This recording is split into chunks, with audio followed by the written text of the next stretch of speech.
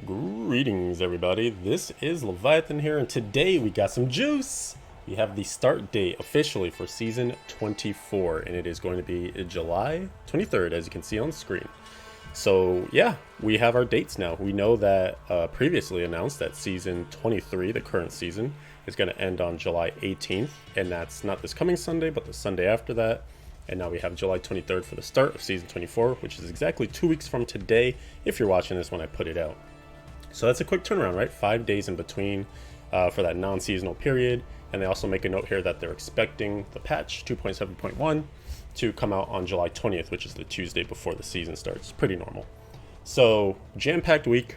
There's really no reason to play this patch in non-season, in my opinion, because the Ethereals are specific to the season. So you're not going to get to test those in like the previous days. And then if you wanted to test the Innis changes, that would pretty much be it. So if you're particularly savvy monk and you want to make sure you know exactly what's going to happen and stuff, otherwise pretty much get to finally take those days just completely off and then get ready to go when the season does start on the 23rd. But I'm curious because there has been a bit of a change of what Blizzard has said in the past, where they were like, yeah, we understand these quick turnarounds between seasons.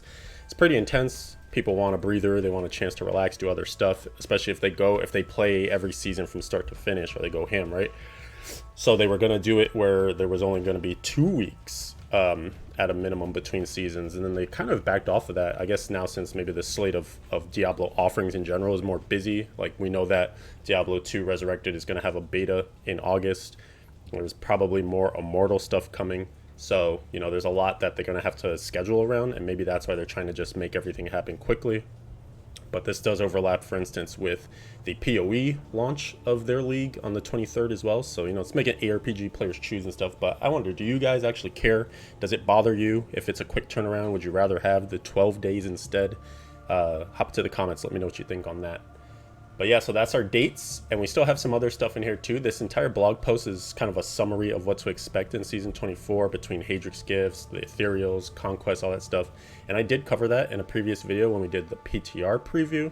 So there will be links in the video description to this blog post, my previous coverage, and even like some additional stuff. Like I want to cover the conquests singularly, like each conquest, and give you the exact tips and tricks you'll need to beat those in case you're having any issues with them. So definitely content to look out for. Make sure you subscribe to the channel, and that way you'll be able to get all those when they come out and won't miss them. But yeah, there's obviously a lot of hype tied into this patch in 2.7.1 and Season 24 because of Diablo 2 Resurrected coming out. If you didn't know, that is set to come out on September 23rd this year, which means it'll happen in the middle of Season 24, so that'll be interesting. But there's a bunch of incentives to kind of get you to pay attention to it or to actually play it. One being that we already had the wings, the Mephisto wings, and also the Mephisto pet that were tied into the pre-order of Diablo 2 Resurrected. That was announced around BlizzConline earlier this year, February, and then that's already in the game. And if you further now pre-order, then you can get this Heritage of Ariat transmog, which is a Diablo 2 themed barbarian transmog. So you can see this is a preview of it right here, that old school barbarian look.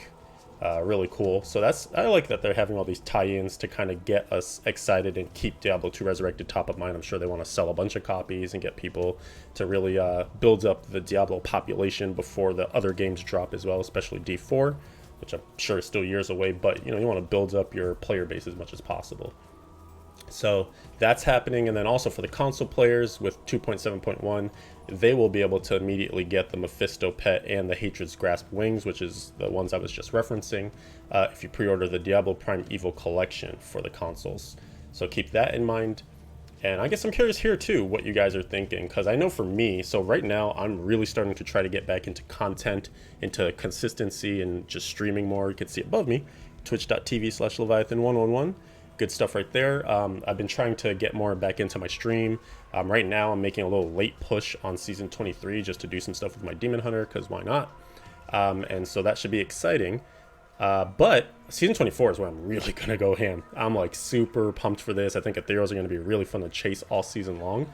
So my plan is to play a lot, stream a lot, really get things going. And like I said, D2R is probably going to come out in the middle of that, but since I'm going to be committed to the season, I don't want to interrupt my season to then jump into D2R, so I'll probably wait until after.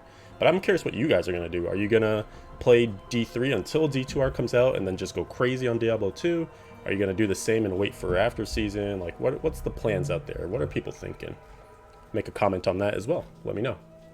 So something that we did see on the PTR preview was that they would be doing brand new cosmetics for the season, but they didn't preview them to us. They didn't show us an image. When you actually went into the PTR, you couldn't see it like we used to be able to in the past. So they've been kind of going with this theme of like making it known that we will get brand new cosmetics, but keeping them hidden, you know, creating some hype around them. So as you can see here, they still are doing the thing where they repeat old seasons cosmetics. So if you missed any of the early seasons, you can start to play catch up. This season, they're doing the season 12 ones, so you can see that's what those are referencing to. But as previously mentioned, there are the brand new cosmetics too, and again, more Diablo 2 Resurrected tie-ins. So if you go all the way through your seasonal journey to Guardian, do every objective, then this is what you'll unlock. You get the Terra Resurrected portrait, which Resurrected, you know, big tie-in, and then the Lesser Mummy pet. And if you're a familiar person with Diablo 2, you like instantly see this and you're like, oh man, Act 2. Those guys, yeah, you go into the sewers, you got like the poison spewers and whatnot. Like, this is great. I love to see these tie-ins with these homages to the old games. Just makes the world feel like very complete and round, you know. It rewards those fans that have played so much Diablo over the years. So I like it. I always do my season journey anyways. You should too. There's plenty of reward in there, and you know, this is one of the ways they're incentivizing that. So do it up. Continuing in the blog, they let you know some of the objectives that you have to do, you know, reminding you can get that stash tab through the seasonal journey if you haven't gotten it yet. Total of 4, but only 1 can be earned per season, like per seasonal journey basically. The conquest, like I mentioned, here's a general overview of them, but I have detailed information for you on those. Check the video description. And Hadri's Gifts, same thing. We covered those and gave some thoughts about which ones were good and bad and whatnot. But just a brief overview, since most people usually want to remember. Monk is getting Uliana, Demon Hunter is getting Natalia's, Crusader is getting Secret of the Light, Wizard's getting Veer's, Barbarian is getting IK, Immortal King, Witch Doctor, Aerocare, and Necromancer Tragul's. And in my opinion, the two big winners are Barbarian with IK and Demon Hunter with Nats. None of these in general are all that hype. They're not like the most fun sets of these classes, but they should do the trick to get you, you know, powerful enough to farm into whatever else you might want to play instead. So, and especially with the Ethereals, they're just going to power stuff up anyway. So, you know, just take these and then move on. You will get to a better place.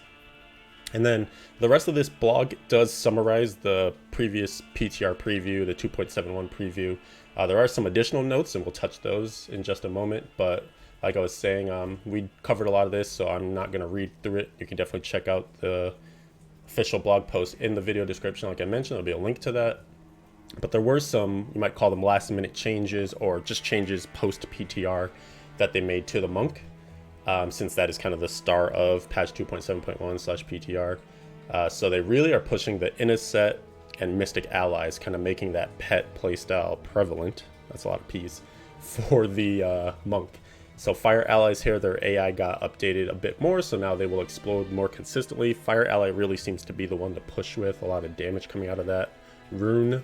And then they made a change to Ravage Strike, which is really interesting because on the PTR, because they had updated the bracers of, I think it's like the bracers of the lesser gods or something is what they were called, or what they are called.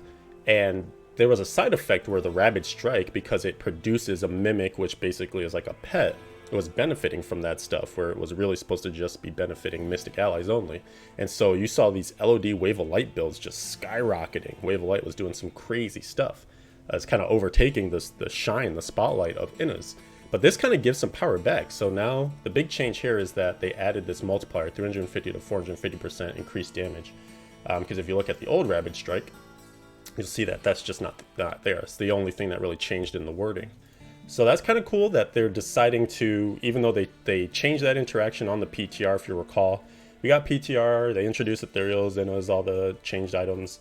And then there was it's a 2-week PTR. In the middle of that, they gave us an update. They made Ethereals even juicier, although they were so good to start out. And then they also made some adjustments to make Innis better, to take away some of that unintended interaction with Wave of Light. But it looks like here they're kind of giving it back. So It'll be interesting to see now how much emphasis people put on Ravage Strike and, you know, where this weapon will fit in, because it's definitely a stronger version of this now, the strongest it's ever been. And then last but not least, there are also some bug fixes to further push forward the monk stuff, the Mystic Ally playstyle. So now the Mystic Allies and their abilities will benefit from plus Mystic Ally damage, which is a fix that you're rolling on your gear, you know, that plus 15% Mystic Ally. So the builds that you were previously playing or testing will be even stronger since they're getting this additional affix activated. And then they also fixed a bug for Shenlongs, which wasn't triggering consistently with Tempest Rush. And there have been some seasons where people try to force Shenlongs into everything because it's such a good multiplier if you can make it work. And with Tempest Rush, it was very janky, like sometimes it wouldn't go off properly and stuff, so it sounds like they fixed that.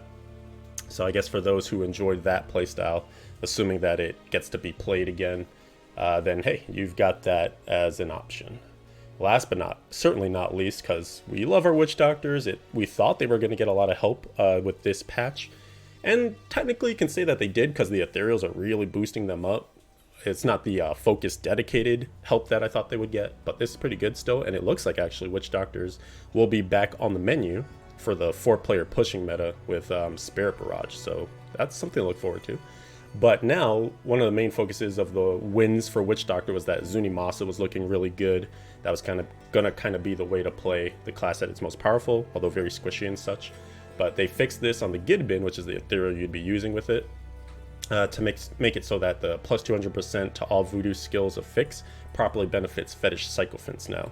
So that's a big improvement, just going to help round out the build even more so. Previously you were just like skipping any fetish sycophant stuff since it wasn't given the benefits from the Ethereal. So that's really good to see. And that's pretty much the summary here. So like I said, I'm crazy hyped. I'm really looking forward to hopping back in and playing Diablo like I used to in the past. I mean, maybe it won't be as insane because I used to literally like give up all sleep to play this game. But I really want to make a big push this coming season. I want to play in parties. I want to get GR 150s done. I want to do stuff that I haven't really done or focused on in a long time. And I hope you guys are excited for that. I want to hear what your plans are, where you're looking to go and do in this season, what your goals are, your dreams, your inspiration. I don't know, let's talk it up. I'm ready to chat and get excited and hyped for this. Hope you are too. So again, videos coming to the channel. Make sure you pay attention so you don't miss those. I want to thank you for watching this video, and adios until the next one.